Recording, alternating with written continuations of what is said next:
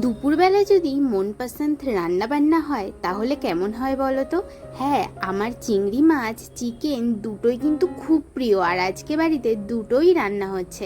সে চিংড়ি মাছ ছোট বড় দুরকম হলেই আমার কোনো সমস্যা নেই, চিংড়ি মাছ হলেই আমার খুব প্রিয়। তাই প্রথমেই মা করেছিল চিংড়ি মাছের ওই যে মাথাটা হয় না, মাথার মধ্যে হয় অনেকটা ঘিলু, তাই আজকে চিংড়ি মাছের মাথা বেটে আর চিংড়ি মাছগুলো দিয়ে, যেহেতু একটু ছোটো ছোটো ছিল তাই সুন্দর চিংড়ি মাছের একটা ঝাল করেছিল। আর করেছিল চিকেন। ওফ, আজকেও চিকেনটা যা হয়েছে না, আর মায়ের হাতে চিকেন মানেই তো সে তো এক অমৃত খাবার।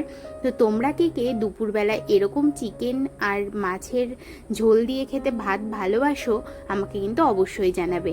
আর ছিল একটা লেবু আর গরম গরম বাটি চাপা ভাত। আমি কিন্তু চিকেনটাই আগে প্লেটে ঢেলে নিয়েছি।